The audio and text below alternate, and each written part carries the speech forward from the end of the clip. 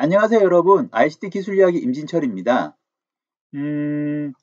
지난 2월 2일이었죠? 구글 딥마인드에서 새로운 알파 시리즈를 발표를 했습니다. 알파 코드인데 프로그램을 개발하는 인공지능입니다. 그동안의 딥마인드는 여러 가지 알파 시리즈를 발표를 했는데 모두 성능이 좋은 인공지능이었습니다. 그래서 이번에 알파 코드도 사람들이 많은 관심을 가지고 있습니다. 그동안 딥마인드가 발표를 한 알파 시리즈를 보게 되면은 2016년도에 이세돌 기사와 대국으로 유명했던 알파고가 있고, 그리고 17년도에 알파고 제로, 그리고 18년도에는 단백질 구조 분석에서 탁월한 성능을 보였었던 알파폴드가 있습니다. 그리고 19년도에는 스타크래프트 하는 인공지능으로 유명했던 이제 알파스타가 있습니다. 이러한 업적들이 있기 때문에 언론에서도 알파 코드에 대해 가지고서 많은 기사들이 쏟아지게 되었고, 특히 개발자를 대체하는 것이 가능한가에 대해 가지고서 관심이 높습니다. 그리고 딥마인드는 알파 코드 관련 내용을 논문으로 정리를 해서 발표를 했는데, 알파 코드의 학습과 코딩, 생성 과정에 대해 가지고서 자세하게 설명이 나와 있습니다. 분량이 73페이지인데 적지 않은 분량이죠. 그래서 전체적인 흐름을 한번 보시고 싶으신 분은 논문이 아니라 딥마인드 블로그에 들어가시게 되면은 어느 정도 내용이 있으니까 참조하시면 좋을 것 같습니다. 그리고 딥마인드는 알파 코드를 이용해 가지고서 실제 코딩을 해볼 수 있는 API 같은 것은 제공하고 있지는 않습니다. 그래서 이번 영상에서는 앞에서 말씀드렸던 이러한 논문 자료 등을 참조를 해서 알파 코드가 무엇인지, 그리고 학습과 코딩은 어떠한 절차로 이루어지는지, 그리고 알파 코드가 가지는 의미와 한계점은 무엇인지에 대해 가지고서 한번 알아보도록 하겠습니다. 알파 코드는 앞에서 말씀드린 것처럼 구글 딥마인드가 개발한 프로그램을 개발하는 인공지능입니다. 그리고 딥마인드는 경쟁력이 있는 수준이 목표였습니다. 그래서 이것을 검증하기 위해 가지고서 코드포스라는 코딩 대회에 참가를 했죠. 이 코드포스라는 코딩 대회는 코딩 대회 사이트 중에서 규모가 상당히 큰 편에 속하고 2010년도에 첫 대회를 시작으로 해서 아직까지도 이어지고 있는 사이트입니다. 그리고 대회 방식은 코드포스에서 문제를 제시를 합니다. 문제를 제시를 하고, 그리고 시간 내에 참가자들이 그 문제를 해결하는 솔루션을 이제 코딩을 해야 되는 그러한 방식으로 진행이 됩니다. 그렇게 해서 제출을 하게 되면은 코드포스에서 자동으로 채점을 해서 당신의 순위가 어디쯤 된다라고 이제 랭킹을 매기는 그런 구조 속에 있습니다. 알파 코드는 10개 문제에 대해 가지고서 참여를 했죠. 그래서 10개 문제에 대한 솔루션을 프로그램으로 코딩을 했고, 그것을 제출을 했는데 10개 문제에 대한 평균이 상위 54% 순위를 달성을 했습니다. 그렇다면은 알파 코드가 어떤 식으로 학습을 하고 어떤 식으로 코딩을 하는지 그 방법에 대해 가지고서 한번 알아보도록 하겠습니다. 알파 코드는 기본적으로 트랜스포머 모델 기반이고 인코더와 디코더를 모두 사용을 합니다. 그리고 학습과 코딩은 프리트레인, 파인튠, 샘플링, 필터링, 클러스터링 이 절차로서 이루어지게 됩니다.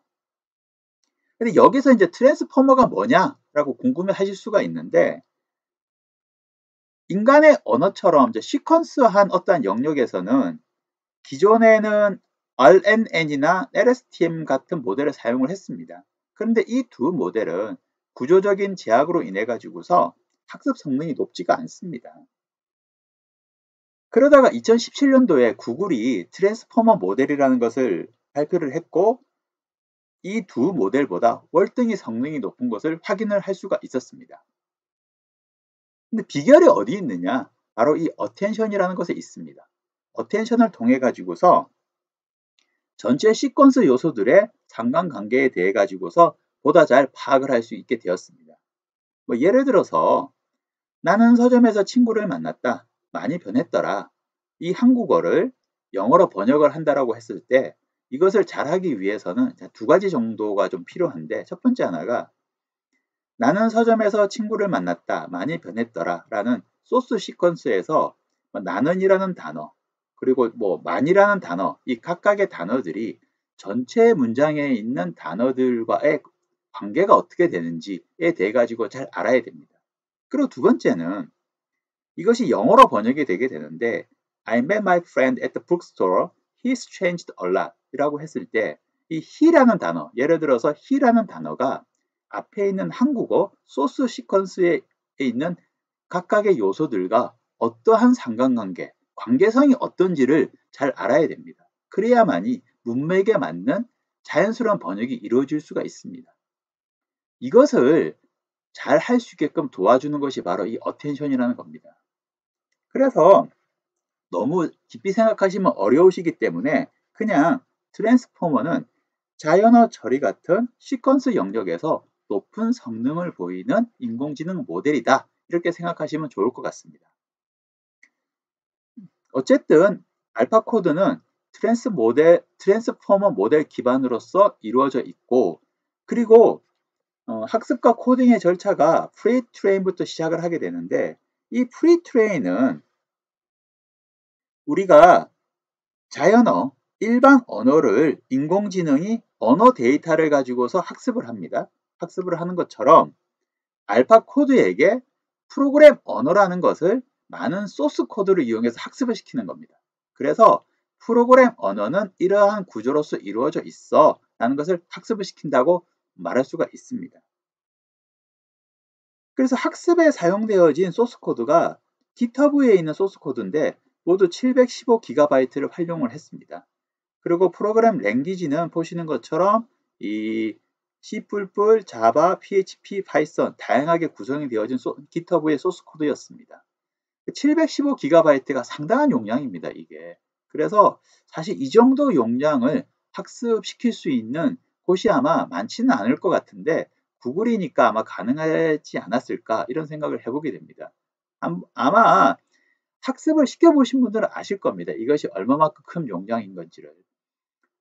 그리고 이 프리트레인 단계가 끝나고 나면은 이제 파인튠을 하게 되는데, 이거는 문제 설명, 프로블럼 디스크립션을 해석을 해가지고서 소스 코드를 생성하는 것을 학습시키는 단계입니다. 그래서 코드포스나 코드넷, 디스크립션 투 코드 여기에 있는 데이터들을 가져와 가지고서 파인튠을 위한 데이터셋을 만들었습니다. 그것을 딥마인드에서는 코드 컨테스트라고 불렀고, 이 데이터 속에 포함되어진 데이터는 프로블럼 디스크립션 데이터와 그 프로블럼에 대한 해당 소스 코드, 솔루션 소스 코드로서 구성이 되어져 있습니다. 그리고 학습과 검증 테스트를 위해 가지고서 이 데이터셋은 트레인과 밸리데이션과 테스트로서 나누어 가지고서 구성을 했습니다. 이렇게 파인튠이 끝나게 되면은 그 다음 단계로 샘플링과 필터링과 클러스터링 단계를 진행을 하게 됩니다. 샘플링은 문제가 있는데 이 문제를 해결하는 솔루션 소스 코드를 생성하는 단계입니다. 그런데 이 솔루션 소스 코드를 한두 개 만드는 게 아니라 많게는 문제당 100만 개까지 만듭니다. 엄청나게 많이 만들어내는 것이죠. 그렇게 해서 문제당 100만 개까지 만들어내니까 문제당 10문제이면은 1000만 개가 되는 것이죠. 그래서 이것을 필터링 과정을 거치게 되는데 자체 테스트를 통해 가지고서 한 99%가 제거가 됩니다. 제거가 되어지고 남는 이제 솔루션 소스 코드들만 남게 되는데 그것도 양이 작지가 않죠. 그래서 얘를 유사한 소스 코드들끼리 클러스터링 작업을 실시를 합니다. 그래서 유사성은 어떻게 판별을 하느냐 하면은 인풋 데이터를 넣고 그다음에 소스 코드를 실행을 해가지고서 나온 아웃풋이 동일한 경우에는 이거는 유사한 프로그램이다 라고 판단을 해가지고서 그것들을 그룹핑화 시키는 것이죠. 이렇게 그룹핑화 시키고 나서 그 그룹 내에서 가장 최적의 소스 코드들을 이제 도출합니다. 도출해가지고서 문제당 10개의 솔루션 소스 코드를 도출을 했습니다. 이렇게. 도출을 해가지고서 코드포스에 제출을 했죠. 우리가 문제당 10개씩 소스 코드를 만들었어. 이것을 평가해줘 라고 제출을 하게 된 것이죠. 그래서 문제당 10개를 제출을 했는데 10개 솔루션에 10개 문제에 대한 각각의 10개 솔루션들이 있는데 이것이 평균 상위 54% 순위를 달성을 했습니다. 그래서 뭐 어떤 문제는 평균보다 높은 순위를 달성한 문제도 있고 어떤 문제는 평균보다 낮은 순위를 달성한 문제도 있습니다. 그래서 평균 54.3%인데 보통 코드포스에서 이 코딩 대회를 하게 되면은 참가자가 이제 5,000명 이상이 참가를 하게 되는데 5,000명이라고 했었을 때에 54% 정도면은 한 2,200등, 2,300등 정도 하지 않았을까 이렇게 생각을 해봅니다. 그리고 이렇게 코드포스의 평가와 별개로 딥마인드에서는 알파 코드에서 생성된 소스 코드가 과연 패스 비율이 어떤지를 자체적으로 한번 검증을 해보았습니다. 검증을 해봤는데 문제당 샘플 100만 개 생산한 것을 기준으로 해서 봤었을 때에 밸리데이션 데이터셋 기준으로 해서 한 34.2%를 달성을 했습니다. 그래서 그러니까 34.2% 정도가 이제 커렉트한 것을 만들어낼 수 있는 어떤 비율이 되게 되겠죠. 여기까지가 이제 알파 코드의 어떠한 진행의 과정과 그리고 평가 결과인 것이고 이제 알파 코드가 가지는 의미와 한계점을 한번 살펴보겠습니다. 딥마인드에서는 프로그램 개발에서 경쟁력 있는 수준의 성능에 도달을 했다라고 이제 평가를 하고 있습니다. 그래서 상위 54%에 들었고 그 다음에 커렉트 비율이 34.2%쯤 되니까 완전히 틀린 말은 아닌 것 같습니다. 뭐 아주 높은 건 아니지만은 그래도 그렇게 뭐 너무 낮다라고 볼 수도 없기 때문에 어느 정도는 맞는 말인 것 같다라고 생각이 되어집니다.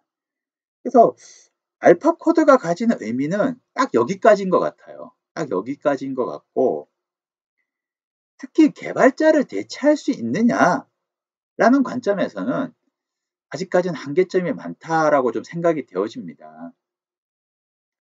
첫 번째가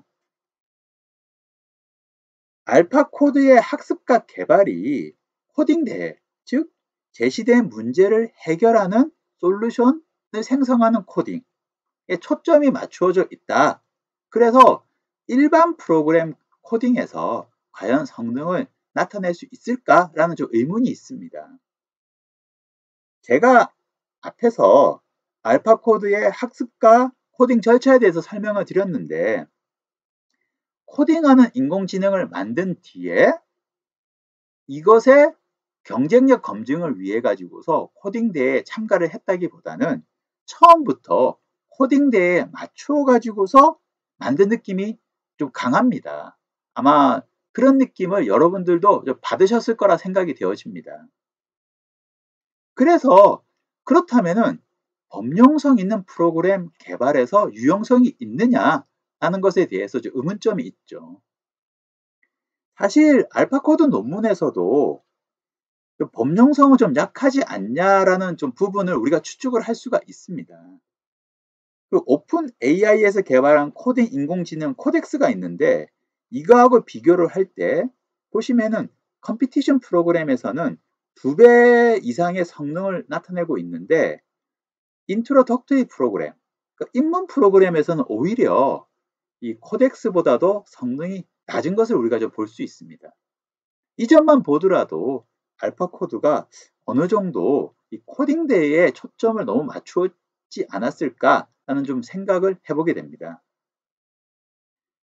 두 번째는 알파 코드는 사전에 잘 정리된 문제 설명이 필요하고 그리고 수많은 샘플을 평가하고 테스트하기 위한 테스트 데이터셋이 필요합니다. 그런데 이게 현실적으로 쉽지는 않습니다. 코딩 대회 같은 경우에는 문제 설명 자료가 사전에 잘 준비가 되어지죠. 그리고 그간에 개최했던 대회들이 있기 때문에 쌓인 데이터셋도 많이 있습니다. 하지만 실제 업무 환경을 한번 생각해 보시게 되면은 좀 상황이 다를 거라고 우리가 알 수 있습니다. 실제 업무 환경에서 프로그램을 개발할 때 충분한 설명 자료와 데이터가 사전에 준비되는 것은 쉽지가 않습니다. 오히려 요구사항 자체가 좀 불명확하기 때문에 우리가 이제 분석 단계를 통해 가지고서 개발자 분들께서 요구사항을 명확하게 만들어가는 그러한 어떠한 작업들을 수행을 하시게 되죠. 그래서 인간은 불명확한 상황 속에서 뭔가 다른 추가적인 노력을 통해 가지고서 정리를 하고 정보를 취득해 가지고서 개발을 할 수가 있는데 알파 코드는 아예 진입 자체가 불가능하죠. 지금 이런 구조 속에서는. 그리고 세 번째는 사실 알파 코드가 코드포스에 제출한 소스를 보게 되면은 복잡도가 높지가 않습니다. 그리고 대규모 코드도 아닙니다. 근데 이러한 영역에서도 샘플을 많게는 100만 개까지도 만들어내야 됩니다. 그렇다면은 복잡도가 높고 대규모 코드가 필요한 경우에는 과연 샘플을 몇 개나 만들어야 될까? 그래서 뉴욕대학교 컴퓨터공학과의 어니스트 교수님 같은 경우에는 200라인 프로그램을 생성을 하려면은 샘플 코드를 10에 60승계 필요할 거다라고 이제 말씀을 하셨습니다. 이게 10에 60승계면은 도대체 몇 개인지도 제가 아직 가늠하기도 좀 힘든데, 그런데 200라인이라는 것도 사실은 우리가 복잡한 프로그램을 하고 비교해 볼 때 그렇게 많은 코드 라인은 아니거든요. 그렇다면은 복잡한 업무에서 대규모 코드 라인이 있는 경우에는 샘플을 도대체 몇 개를 만들어야 되느냐 라는 것이 상당히 좀 의문점이 드는 상황입니다. 그래서 알파 코드의 코드 생성의 방식이 현재와 동일한 구조라면은 솔직히 범용적으로는 활용하기가 어렵지 않겠는가 라는 좀 생각이 들게 됩니다.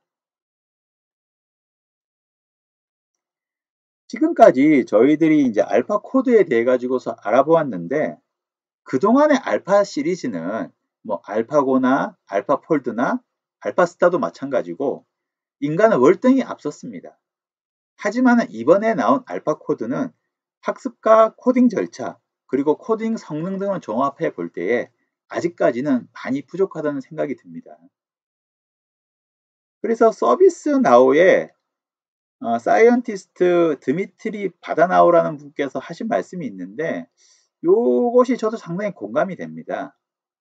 AI 연구에는 상당히 도움이 되지만은 현실에서 필요한 유능한 개발자와는 괴리가 상당히 심하다. 저도 이것은 상당히 공감이 되는 내용입니다.